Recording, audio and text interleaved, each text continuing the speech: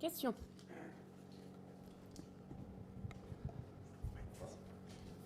Bonjour, Ilia Bergel de la Radio France Info. Après les QAG, il y a le vote solennel sur le texte protection de l'enfance. Est-ce que vous allez modifier votre vote et sinon pourquoi?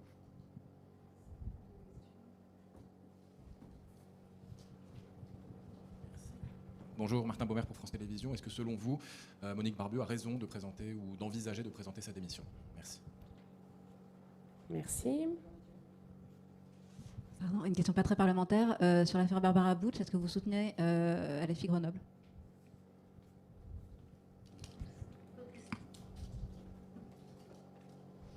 C'est bon? Alors, sur la première question, sur la question de la protection de l'enfance, je le redis, nous ne changerons pas notre vote sur la question de la perpétuité. Encore une fois, s'il y a un second vote, et d'ailleurs, nous sommes opposés aux secondes délibérations qui font partie du caractère antidémocratique de la Macronie. Donc, nous ne changerons pas notre vote sur la perpétuité. Quant à notre vote final, vous savez, nous avons une réunion de groupe tous les mardis matins. Donc, c'est dans notre réunion de groupe que nous décidons de nos votes au vu de l'évolution du texte. Ça, c'est sur la première question. Mais je vous confirme que nous continuerons de voter contre la perpétuité qui ne protège pas les enfants des violences sexuelles.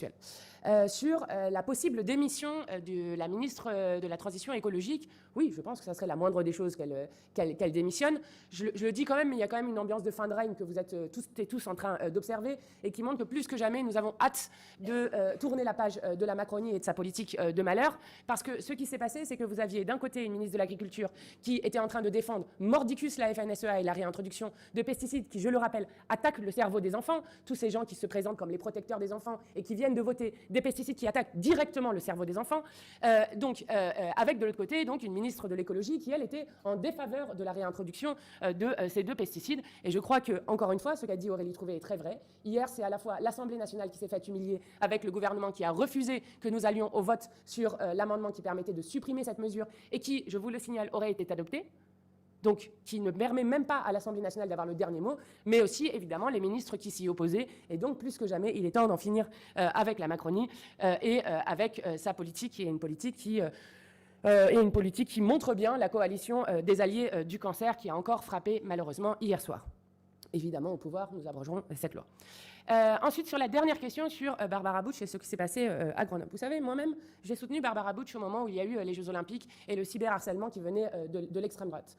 Donc, tous ceux qui disent qu'il y aurait une demande de déprogrammation de Barbara Butch au nom de sa judéité sont des menteurs éhontés.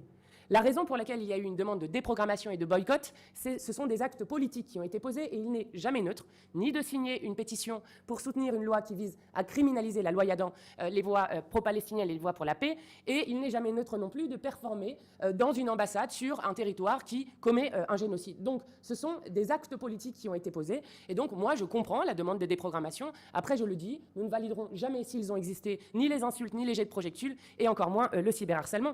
Et je m'étonne juste, je le dis, que toutes les voix qui s'élèvent pour défendre Barbara Butch ne se soient jamais élevées, ni pour Blanche Gardin, qui a expliqué qu'elle ne pouvait plus travailler depuis qu'elle avait pris position pour le peuple palestinien, ni pour Hakim Omiri, qui a vu son spectacle perturbé par des gens de Nous Vivrons qui ont filmé son public sans leur autorisation, ni pour Médine, qui se voit régulièrement interdire de concert. Donc nous ne sommes pas dupes aussi du deux poids, deux mesures qui existe sur cette question. Je vous remercie.